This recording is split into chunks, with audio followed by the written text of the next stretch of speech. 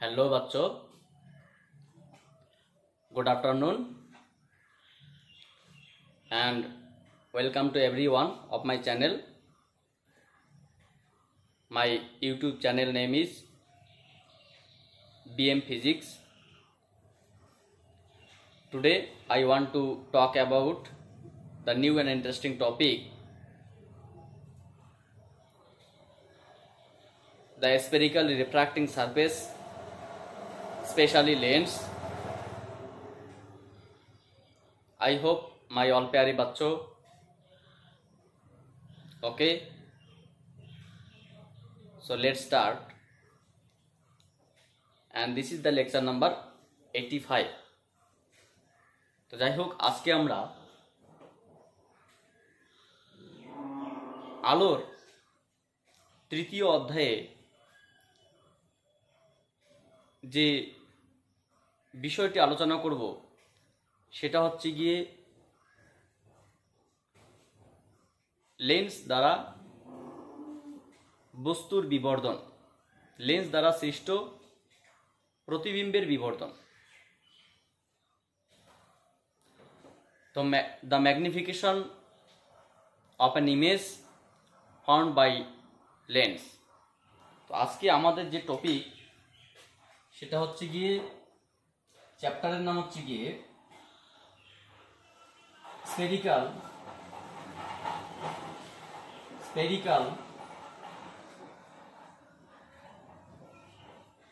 refracting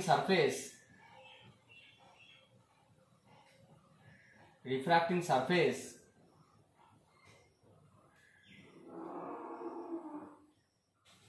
especially lens।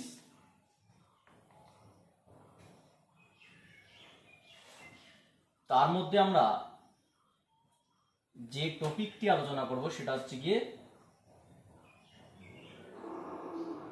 Magnification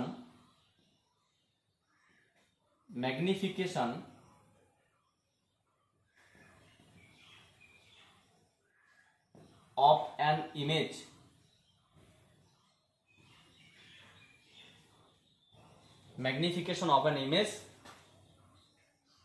formed by lens।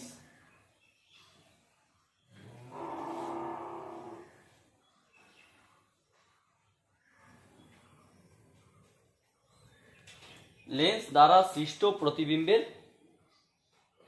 বিবর্ধন।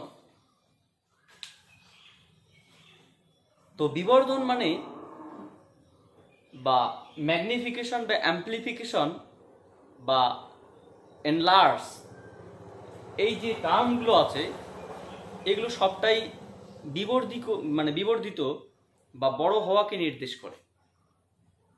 Actually সবসময় magnification হবে তার কোনো নির্দেশিকা নেই, মানে লেন্স দ্বারা সৃষ্ট প্রতিবিম্বের আকারের পরিবর্তন। The change of size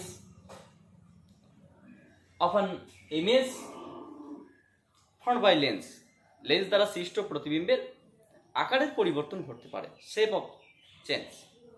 but all time magnification হবে তার কোনো মানে নেই, কারণ ম্যাগনিফিকেশন কথার অর্থ বিবর্ধন। কখনো কখনো আকারে ছোট হয়ে যায় প্রতিবিম্ব, সেখানে কিন্তু ম্যাগনিফিকেশন কথাটা খুব একটা সাপোর্ট করে না।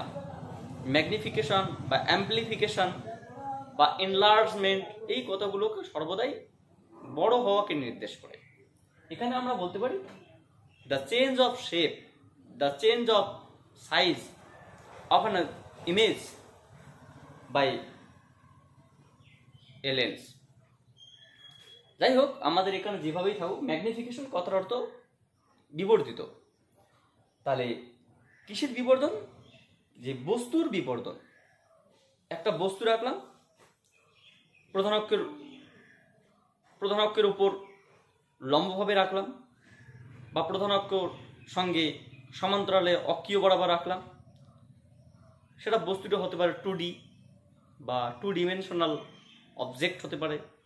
তাহলে সেক্ষেত্রে আমরা এরিয়াল ম্যাগনিফিকেশন দেখতে পারবো। তাহলে আমরা ম্যাগনিফিকেশন অনেক রকম দেখতে পারবো। যে আমরা বলছিলাম যে magnification of an image form by lens, lens দ্বারা সৃষ্ট প্রতিবিম্বের যে বিবর্ধন, সেই বিবর্ধন মেইনলি আমরা লেন্স দ্বারা তিনটে বিষয় দেখব। এখানে তিনটা টপিক রয়েছে। একটা রয়েছে linear or lateral, linear or lateral magnification. একটা রয়েছে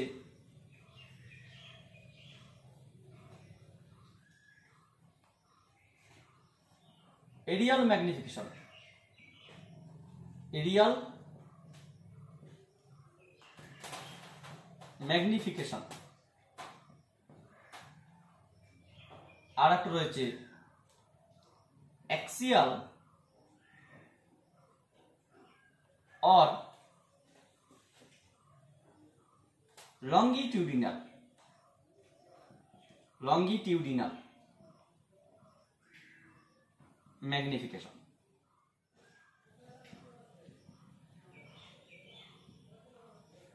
আমরা এই উত্তল লেন্স বলো আর অবতল লেন্স বলো, লেন্স দ্বারা যে বস্তুর প্রতিবিম্ব সৃষ্টি হবে, সেই প্রতিবিম্ব আমরা সেই প্রতিবিম্বের যে বিবর্ধন, সেটা আমরা তিনটে ক্রাইটেরিয়াতে দেখতে পাবো।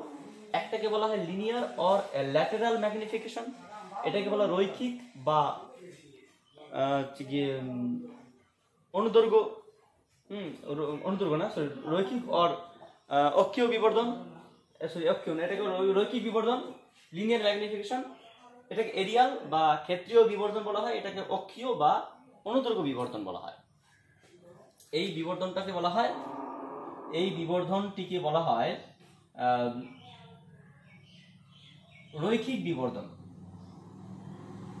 রৈখিক বিবর্ধন। এই বিবর্ধনকে বলা হয় ক্ষেত্রীয় বিবর্ধন, ক্ষেত্রীয় বিবর্ধন। এবং এই বিবর্ধনকে বলা হয় অক্ষীয় বা অনুদৈর্ঘ্য বিবর্ধন, অনুদৈর্ঘ্য বিবর্ধন। তো এখানে রৈখিক বিবর্ধন সাধারণত কোন বিষয়টাকে বলবো, আমরা সেই বিষয়টা নিয়ে একটা আলোচনা করব, জাস্ট হালকা করে তুলে ধরবো, তারপরে আমরা এদের full description step one by one আমরা নিয়ে আসবো। এরিয়াল ম্যাগনিফিকেশন কোনটাকে বলা হচ্ছে, অ্যাক্সিয়াল অর লঙ্গিটিউডিনাল ম্যাগনিফিকেশন কোনটাকে বলা হচ্ছে। আমরা যদি প্রথম স্টেপ হিসাবে এই লিনিয়ার ম্যাগনিফিকেশনটাকে দেখি, যে লিনিয়ার ম্যাগনিফিকেশনটাকে কোনটাকে নির্দেশ করছে, linear or lateral, lateral magnification. তাহলে সেটা একটা উত্তল লেন্স হতে পারে, একটা অবতল লেন্স হতে পারে। একটি উত্তল লেন্সের প্রধান অক্ষের সঙ্গে প্রধান অক্ষের উপর এবং প্রধান অক্ষের সঙ্গে অবিলম্বভাবে, অর্থাৎ অবিলম্বভাবে যদি কোনো বস্তু থাকে, কি বললাম, কোনো উত্তল লেন্স বলো বা অবতল লেন্স বলো, সেই উত্তল লেন্স বা অবতল লেন্সের প্রধান অক্ষের উপর এবং প্রধান অক্ষের সঙ্গে অবিলম্বভাবে, প্রধান অক্ষের উপর এবং প্রধান অক্ষের সঙ্গে অবিলম্বভাবে যদি কোনো বস্তু থাকে, তাহলে সেই বস্তুর রশ্মি একটা প্রধান অক্ষের সমান্তরালে গিয়ে লেন্স দ্বারা প্রতিসরণের পর ফোকাস দিয়ে বেরিয়ে যাবে, আর একটি রশ্মি আলোক কেন্দ্র দিয়ে আরেকটি রশ্মি আলোক কেন্দ্র হয়ে সেটা বেরিয়ে যাবে। তাহলে এখানে যে প্রতিবিম্বটি সৃষ্টি হবে, সেই প্রতিবিম্বটিকে আমরা বলবো লিনিয়ার। এই প্রতিবিম্বটা হচ্ছে গিয়ে সৎ হতে পারে, অসৎ হতে পারে। কারণ সৎ বস্তু আমরা কি বলতে পারি, বস্তু যেখানে যখন ফোকাসের বাইরে থাকবে তখন সেটা সৎ তৈরি হবে, এবং ফোকাসের মধ্যে আসলে আলোক কেন্দ্র এবং ফোকাসের মধ্যে আসলে সেটা অসৎ হবে। তো সৎ বস্তুর অসৎ প্রতিবিম্ব বা সৎ বস্তুর সৎ প্রতিবিম্ব যেটাই হোক না কেন, এই যে ম্যাগনিফিকেশন প্রধানাক্ষের উপর এবং প্রধানাক্ষের সঙ্গে অবিলম্বভাবে থাকলে সেই সৎ প্রতিবিম্ব হোক অসৎ প্রতিবিম্ব হোক, এখানে যে ম্যাগনিফিকেশন, কখনো কখনো সেই ম্যাগনিফিকেশনের মান 0 হবে, অসীম হবে, 1-এর বেশি হবে, 1-এর সমান হবে, এই যে ক্রাইটেরিয়াগুলো, এটাকে বলা হয় লিনিয়ার ম্যাগনিফিকেশন বা রৈখিক বিবর্ধন। সেটা রৈখিক বিবর্ধনকে শুধুমাত্র স্মল এম দিয়ে প্রকাশ করা হয়। ক্ষেত্রীয় বিবর্ধনকে তোমরা দেখবে বইয়ের মধ্যে, এটা বিভিন্ন বই বিভিন্ন রকম থাকে। রৈখিক বিবর্ধনকে এম দিয়ে প্রকাশ করা হয়, ক্ষেত্রীয় বিবর্ধনকে এম প্রাইম দিয়ে প্রকাশ করা হয়, এবং অক্ষীয় বিবর্ধনকে এম ডবল প্রাইম দিয়ে প্রকাশ করা হয়। তোমরা চাইলে এটাকে তুমি লিখতে পারো, হ্যাঁ, এম এরিয়াল লিখতে পারো, এম এরিয়াল লিখতে পারো, অথবা তোমরা এটাকে চাইলে লিখতে পারো এম অ্যাক্সিয়াল, অক্ষীয় বিবর্ধন। এটা রৈখিক তুমি এম লিনিয়ারও লিখতে পারো, কোনো অসুবিধা নেই।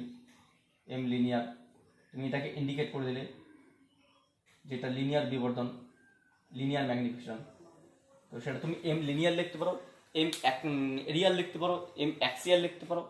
অক্ষীয় বলো, ক্ষেত্রীয় বলো, তোমার রৈখিক বলো, যাই বলো না কেন, সেটাকে নির্দেশ করা হয়। এইরকম বিবর্ধনগুলোকে বলা হয় হচ্ছে তোমার রৈখিক বিবর্ধন বা স্মল এম বা এম লিনিয়ার। সেটা স্মল এম এর মান 0 হতে পারে, অসীম হতে পারে, 1 হতে পারে, 1-এর বেশি হতে পারে, 1-এর কম হতে পারে, ডিফারেন্ট টাইপ হতে পারে। এবং এই লিনিয়ার যে ম্যাগনিফিকেশনটা আমরা পাবো, সেই লিনিয়ার ম্যাগনিফিকেশনের যে আমরা মানটা দেখবো সবসময় নেগেটিভ আসবে, ঠিক আছে, সবসময় নেগেটিভ আসবে।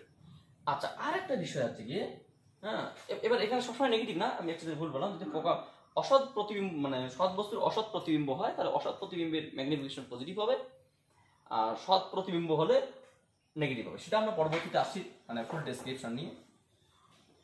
আমরা এখানে বলছি এটাকে লিনিয়ার নয়, এটাকে যদি আমরা এরিয়াল বলি, ঠিক আছে, এটাকে আমরা লিনিয়ার না বলে এটাকে যদি আমরা এরিয়াল বলি, ক্ষেত্রীয় বিবর্ধন বলি,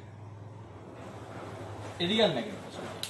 এরিয়াল ম্যাগনিফিকেশন বলতে কি বোঝাচ্ছে, যে একটি উত্তর লেন্স আছে, এটা উত্তর লেন্স দিয়ে বলতে হবে তার কোনো মানে নেই, আমরা একটা লেন্স দিয়ে বলছি, ঠিক আছে, যে কোনো লেন্সের ক্ষেত্রে একই রকম ঘটনা। উত্তর লেন্সের প্রধান অক্ষের সঙ্গে অ্যাক্সিয়াল ম্যাগনিফিকেশনটা, সরি, এরিয়াল ম্যাগনিফিকেশনটা লিনিয়ার ম্যাগনিফিকেশনের মতোই, কিন্তু এরিয়াল ম্যাগনিফিকেশনটা কি, যে বস্তুটা হবে বিস্তৃতটাই, মানে বস্তুটা হবে অনেকটা বড়, আর কি বস্তুটা হবে এরকমটা অনেকটা বড়। তাহলে এই বস্তু দ্বারা একটা রশ্মি প্রধানাক্ষের সমান্তরালে গিয়ে লেন্সে পড়বে এবং সেটা ফোকাস দিয়ে বেরিয়ে যাবে। আরেকটি রশ্মি যে কি হবে, আরেকটি রশ্মি তোমার হচ্ছে গিয়ে আলোক কেন্দ্র হয়ে সেটা যে তোমার কোনো একটা বিন্দুতে মিলিত হবে। সেই মিলিত বিন্দুকে আমরা বলতে পারি, এটাকে আমরা বলবো ইমেজ, ঠিক আছে, এটাকে আমরা বলবো ইমেজ। তাহলে এখানে কি দেখলাম, দেখলাম যে এটা একটা বস্তু, এটা প্রতিবিম্ব, সেটা এই প্রতিবিম্ব আকারে ছোট হতে পারে, বড় হতে পারে, 0 হতে পারে, অসীম হতে পারে, ডিফারেন্ট টাইপস অফ ইমেজ হতে পারে, অনেকটা লিনিয়ারের মতোই। কিন্তু এটাকে আমরা ক্ষেত্রীয় কেন বলছি, কারণ এখানে দেখবে এই যে বস্তুটা আছে, বস্তুর একটা ক্ষেত্রফল আছে, কারণ বস্তুর দৈর্ঘ্য এবং প্রস্থ দুটোই রয়েছে, ঠিক একই রকম ভাবে প্রতিবিম্বে দৈর্ঘ্য প্রস্থ দুটোই রয়েছে, তাহলে এখানে একটা ক্ষেত্র পাবো, সেটাকে আমরা ক্ষেত্রীয় বিবর্ধন বা এরিয়াল ম্যাগনিফিকেশন আমরা বলবো। আচ্ছা, এখানে একটা বিষয়, এটা ক্ষেত্রীয়টা অ্যাকচুয়ালি কিরকমটা হবে দেখো। এই লেন্স দ্বারা সৃষ্ট প্রতিবিম্ব কখনো, তোমাদের এখানে প্রশ্ন হতে পারে এবার, স্যার লিনিয়ার যখন হয়েছে, এরিয়াল যখন হয়েছে, তাহলে ভলিউম ম্যাগনিফিকেশন হলো না কেন? আয়তন মাত্রিক ম্যাগনিফিকেশনটা হওয়া উচিত ছিল। দেখো, আয়তন মাত্রিক ম্যাগনিফিকেশনটা এই লেন্স দ্বারা সৃষ্টির ক্ষেত্রে হয় না, ঠিক আছে, তাহলে তোমাকে 3D করতে হবে। 3D তোমাকে গিয়ে আরো অ্যানিমেশন করতে, মানে অ্যানিমেশন বলতে সেটাকে হাই কোয়ালিটি অনেক কিছু করতে হবে, সুপার ইম্পোজ করতে হবে। ইন জেনারেলি একটা লেন্স দ্বারা সৃষ্ট প্রতিবিম্ব কখনো 3D হতে পারে না। স্যার কেন হতে পারে না? তার কারণ হচ্ছে গিয়ে, আমি তোমাকে বললাম, সাপোজ এটা একটা মোমবাতি, ঠিক আছে, এটা একটা মোমবাতি এখানে জ্বালানো আছে, এটা একটা হোয়াইট বোর্ডে মাঝখানে আমি আমার হাতটাকে মোমবাতির সামনে ধরলাম, ঠিক আছে, মোমবাতির সামনে যেদিকে লাইট গেলো এদিকে আমি ধরলাম। তাহলে আমি যদি হোয়াইট বোর্ডে আমার হাতের ছবিটা দেখি, তাহলে কি আমার হাতের কিন্তু একটা জাস্ট একটা ছাপ দেখতে পাবো, মানে একটা ব্ল্যাক একটা হাতের ছাপ দেখতে পাবো। আমার হাতের যে দৈর্ঘ্য প্রস্থ উচ্চতা সবকিছু রয়েছে, এখানে যে মানে হাতে যে মাংসপেশি রয়েছে, হাতের মধ্যে যে হাড় রয়েছে, না হাতের মধ্যে যে দৈর্ঘ্য প্রস্থ উচ্চতা রয়েছে, সেই সমস্ত দৈর্ঘ্য প্রস্থ উচ্চতা কিন্তু আমি এখানে সেই ছায়ার মধ্যে বা এখানে যেটাকে আমরা বলবো প্রতিচ্ছায়া, মানে প্রতিচ্ছবি, সেই প্রতিচ্ছবিতে আমরা কিন্তু দেখতে পাবো না, বরং শুধুমাত্র হাতের একটা ছাপ দেখতে পাবো। এখানে ছাপ বলতে কি, মানে একটা ছায়া দেখতে পাবো। তো তো ছায়াটা কি একটা জাস্ট 2D, যেখানে কি আছে যে জাস্ট এই হাতে যেটা একটা মানে একটা বর্গক্ষেত্র ধরি, এখানে যদি একটা বর্গক্ষেত্র ধরি, স্কেলটা ধরলাম, যদি এটা একটা কাঠের স্কেল হয়, লাইট এখানে থাকে, তাহলে কাঠের স্কেলে একটা ছবি ওখানে পড়বে এবং যেই ছবিতে কি থাকবে, দৈর্ঘ্য থাকবে এবং প্রস্থ থাকবে, অর্থাৎ এটা একটা জাস্ট একটা আয়তক্ষেত্র হবে, এটা কোনো আয়ত ঘনক হবে না, ঠিক আছে। আমার একটা যেমন এটাকে যেমন এটা একটা যেমন এটা যেমন আয়ত ঘনক টাইপ, এটা যেমন আয়ত ঘনক টাইপ, মোমবাতির সামনে আমরা খালি চোখে দেখতে পাচ্ছি আয়ত ঘনক টাইপ, কিন্তু এর যখন ছবি এখানে ফেলা হবে, এখানে শুধুমাত্র একটা আয়তক্ষেত্র হবে বা হচ্ছে গিয়ে একটা ছায়া পড়বে, তাহলে ছায়াটা কি 2D। তাহলে 3D বস্তু হলেও তার প্রতিচ্ছবি কিন্তু 2D হিসেবে পড়ে। ঠিক সিমিলার ওয়েতে এখানে বস্তু হয়তো মোমবাতি কিন্তু 3D, কিন্তু প্রতিচ্ছবি কি আসে, প্রতিচ্ছবি কিন্তু একটা ছায়ায় পড়ে।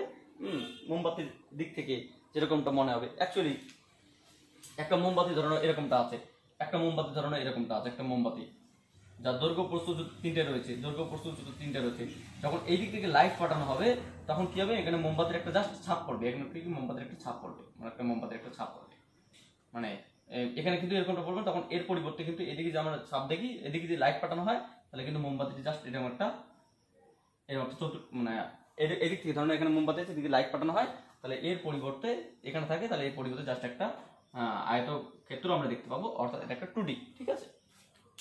তাহলে এরিয়াল ম্যাগনিফিকেশন আছে, ভলিউম মাত্রিক ম্যাগনিফিকেশন কিন্তু তোমাদের নেই, ঠিক আছে। আচ্ছা, আর এরপরে অ্যাক্সিয়াল ম্যাগনিফিকেশন। অ্যাক্সিয়াল বলতে কিরকম, অ্যাক্সিয়াল বলতে হচ্ছে গিয়ে সেম টাইপ, সবকিছু সেম টাইপ আর কি, হ্যাঁ, এখানে একটু আলাদা। তাহলে এই ম্যাগনিফিকেশনকে আমরা এরিয়াল বলতে পারি বা হচ্ছে গিয়ে এরিয়াল ম্যাগনিফিকেশন বলতে পারি। আর অ্যাক্সিয়ালটা হচ্ছে গিয়ে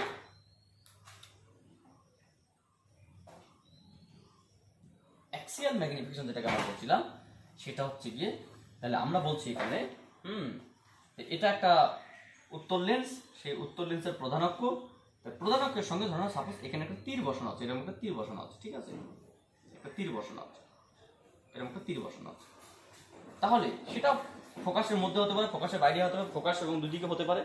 তাহলে এই তীরটি যখন এখানে প্রতিবিম্বের সৃষ্টি করবে, তখন দেখবো সেই তীরটি হচ্ছে এইরকম একটা বড় একটা তীর দেখা যাবে, সেই তীরটি হচ্ছে এরকম একটা বড় তীর দেখা যাবে, সেই তীরটা হচ্ছে কি এরকম।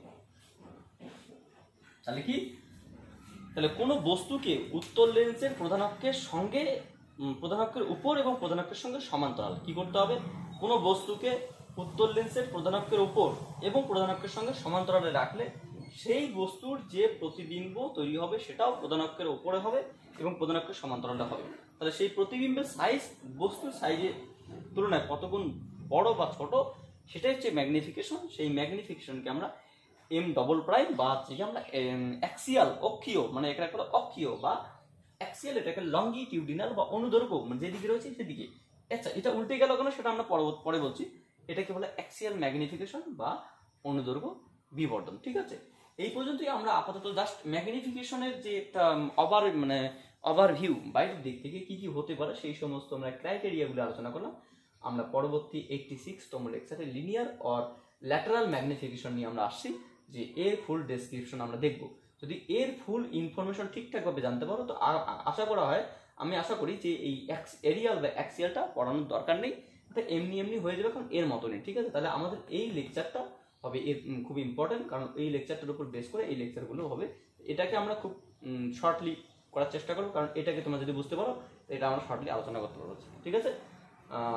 এবং ম্যাগনিফিকেশন কখন ধনাত্মক হবে, কখন ঋণাত্মক হবে, সমশিষ্য অবশিষ্ট, সেই সমস্ত যে কি বলবো ওটা সাইন কনভেনশন বা চিহ্নের নিয়ম যেটা আছে, চিহ্নের নিয়ম, সেই সমস্ত বিষয় নিয়েও আমরা পরবর্তীতে আসি।